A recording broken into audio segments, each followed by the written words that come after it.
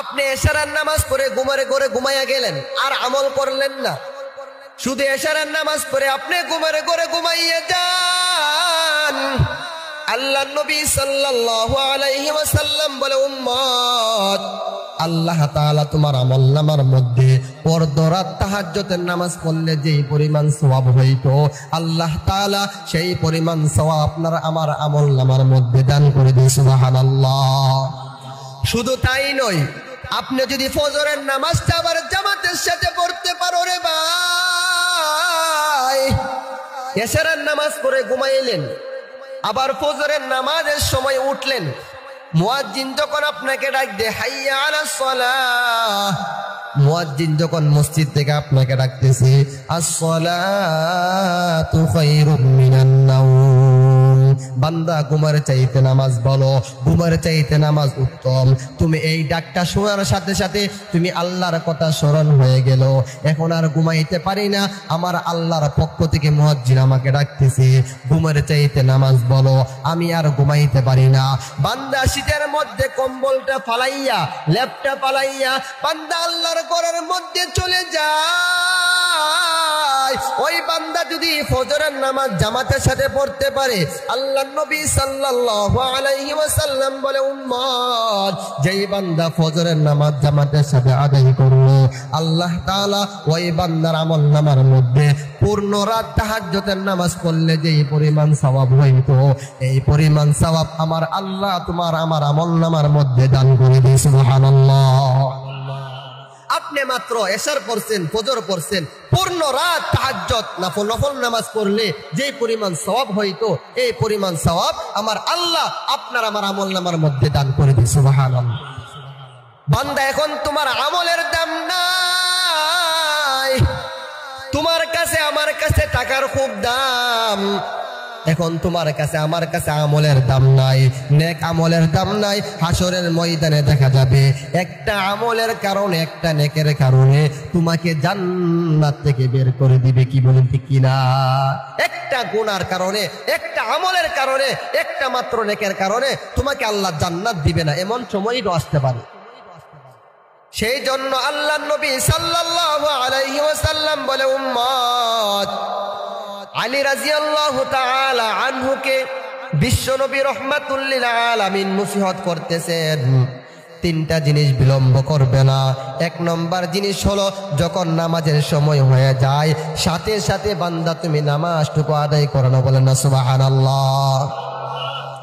দুই নম্বর, ইয়া আলিয়ুন সালাসুল লা তুআখিরহা আস-সালাতু ইযা আতাত ওয়াল জানাজাতু ইযা হাদরাত। দুই নম্বর হলো, যখন তোমাদের সামনে জানাজার নামাজ উপস্থিত হয়ে যায়, তোমার আমার সামনে যখন জানাজার নামাজ হাজির হয়ে যায়, বান্দা তখন জানাজার নামাজটা তুমি দেরি করবা না, জানাজার নামাজ বিলম্ব করবে না। জানাজার নামাজের লাশ সামনে রাখিয়া ঘন্টার ঘন্টা বক্তব্য আমরা দিয়ে পার করি, ঠিক কিনা? এটা ঠিক না? বিশ্ব নবী বলতেছেন, হিয়া আলী, যখন জানাজার নামাজ তোমার সামনে হাজির হয়ে যায়, যখন তোমার সামনে জানাজার নামাজ উপস্থিত হয়ে যায়, তখন তুমি সমবিলম্ব করিও না, ঘন্টার ঘন্টা বক্তব্য দিও না, সময় নষ্ট করিও না। জানাজার নামাজ উপস্থিত হওয়ার পর সাথে সাথে জানাজার নামাজটুকু আদায় করে নাও।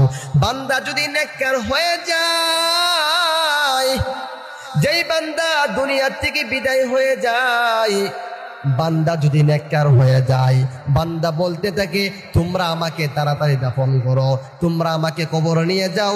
ওই বান্দা জান্নাতে ঢোকার জন্য পাগল পারা হয়ে থাকে। আর জাহান্নামী হয়ে থাকলে বান্দা বলে, তোমরা আমাকে কোথায় নিয়ে যাচ্ছ? আমরা তো ওই গোটটা চিনি না, কবর তো খুব ভয়ানক জায়গা, যেই কবরের মধ্যে নিচে মাটি, উপরে মাটি, চতুর্পাশে মাটি। ও আমার ছেলে, ও আমার মেয়ে, তোমরা আমাকে কবর নিও না, কবর নিও না। কবরের মধ্যে জাহান্নামের আযাব দেখা যায়, কবরের মধ্যে জাহান্নামের শাস্তি আমি দেখতেছি। ওই ভয়ানক কবরের মধ্যে তোমরা আমাকে নিয়ে যাইও না। ওই বান্দা এমন ভাবে কান্নাকাটি করে, আমরা কেউ তার কান্নার আওয়াজ শুনতে পাই না। যদি শুনতাম কেউ তাহাকে দাফন করার জন্য আর কবরস্থানে যাইতাম না। সেই জন্য যদি বান্দা নেককার হয়, বান্দা হতাশ করে, বান্দা তাড়াহুড়া করে আমাকে কবর নিয়ে যাও, আমি কবর জান্নাতের নাজ নিয়ামত দেখতেছি, কবরে জান্নাতের নাজ নিয়ামত দেখতেছি, ওই কবর আমাকে নিয়ে যাও, আমি কবরে গেলে আমি জান্নাতের হাওয়া পাইবো। বলেন না সুবহানাল্লাহ। কই নম্বর নসিহত? আপনারা যদি মনে না রাখেন তাহলে তো কোনো ফায়দা নাই। হ্যাঁ, এক নম্বর কি? জুড়ে বলেন, এক নম্বর কি? যথা সময়ে কি করা? জুড়ে বলেন, যথা সময়ে নামাজ আদায় করা। 2 নম্বর হলো জানাজার নামাজ যদি উপস্থিত হয়ে যায়, জানাজার নামাজ যদি সামনে আসে, আমরা বিলম্ব করব না, ঘন্টার ঘন্টা সময় নষ্ট করব না, যথা সময়ে জানাজার নামাজটুকু আদায় করে মুর্দাকে আমরা কি করব? দাফন করে দিব। আপনি যদি আপনার বাবা মারা গেছে, আপনি ঘন্টার ঘন্টা 10 ঘন্টা 20 ঘন্টা আপনি দুনিয়াতে রাখছেন, কোন ফায়দা হইছে? আপনার বাবাকে আপনি ফিরে আনতে পারবেন না? জীবিত হবে? সম্ভব না। মারা গেছে, একদিন পরে হলো আপনি দাফন করতে হবে। সুতরাং নবীর হাদিস মোতাবেক বিলম্ব না করে তাড়াতাড়ি দাফন করে দিয়ে জান্নাতি হলে জান্নাত পাবে, জাহান্নামী হলে জাহান্নামে যাবে তার গুনাহের কারণে। আমরা আশা করি যাহারা মারা যায়, মুমিন অবস্থায় মারা যায়, নেককার অবস্থায় মারা যায়, আল্লাহ তাদেরকে জান্নাত দিবে। আমাদেরও তো মুসল্লি জনাবুলি কাকা মারা গেছেন, আল্লাহর বান্দা কোনোদিন আমি আসার পর থেকে দেখছি না নামাজ ছাড়ার জন্য। নামাজ পড়তেন, অসুস্থ হওয়ার পর আল্লাহর কি কুদরত, ওই দিন বিছানায় পড়েছিল, এখন আল্লাহর ডাকে সারা দিয়ে চলে গেছে। গত ইসলাহী মাহফিলের মধ্যে ছিলেন, এখানে বসেছিল, আজকে নাই।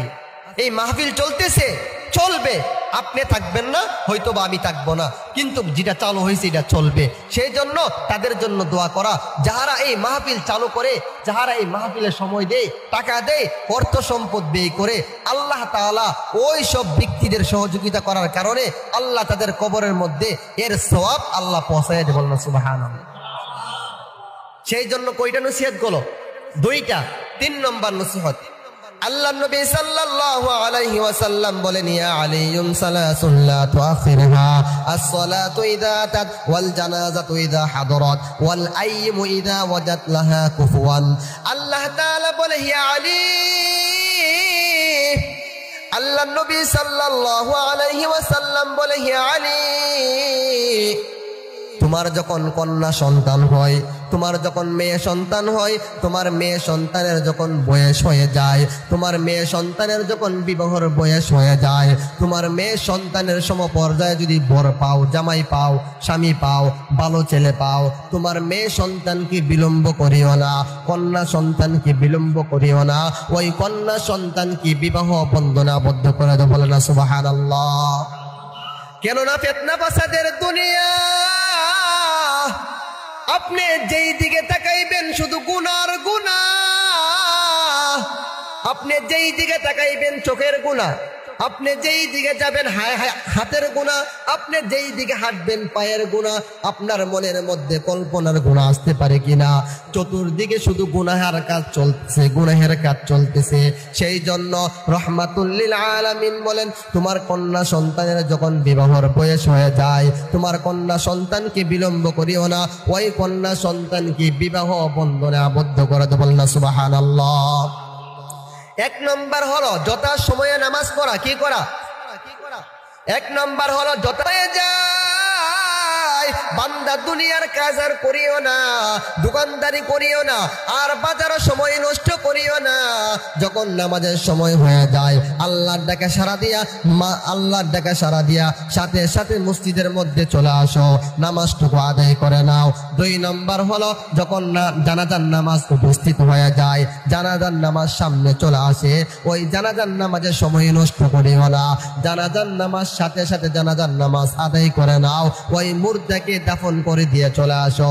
3 নম্বর হলো বান্দা, তোমার মেয়ের যদি বিবাহের বয়স হয়ে যায়, তোমার মেয়ের সমপর্যায়ের বর পাও, ভালো ছেলে পাও, ওই ভালো ছেলের কাছে, বরের কাছে তোমার মেয়েকে বিবাহ দিয়ে দাও। আল্লাহর নবী সাল্লাল্লাহু আলাইহি ওয়াসাল্লাম বলেন, আলী তুমি এই 3টা কাজ কোনোদিন বিলম্ব করিও না। সুবহানাল্লাহ। সেই জন্য আজকের এই মাহফিল থেকে আমাদের শিক্ষা নিয়োগ 3টা কাজ। 1 নম্বর হলো নামাজের সময় কি করব না? বিলম্ব করব না। দুনিয়ার সারা কাজ বেঁচে যাক, নামাজের সময় চলে আসছে, নামাজ ঠিক মতো কি পড়বো? ইনশাআল্লাহ নামাজ পড়বো। সবাই বলি ইনশাআল্লাহ।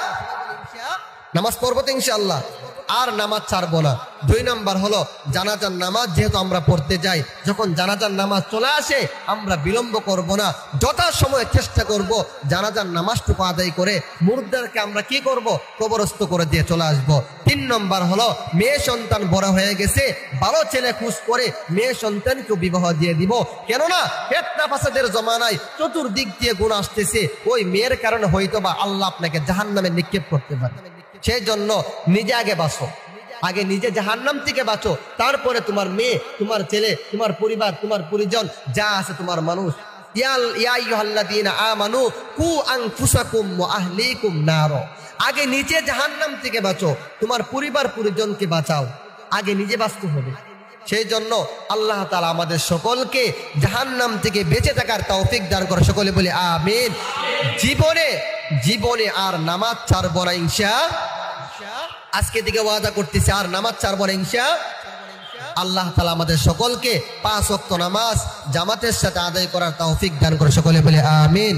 ওয়া আখিরু দাওয়ানা আনিল হামদুলিল্লাহি রাব্বিল আলামিন। আসসালামু আলাইকুম ওয়া রাহমাতুল্লাহি ওয়া বারাকাতুহু।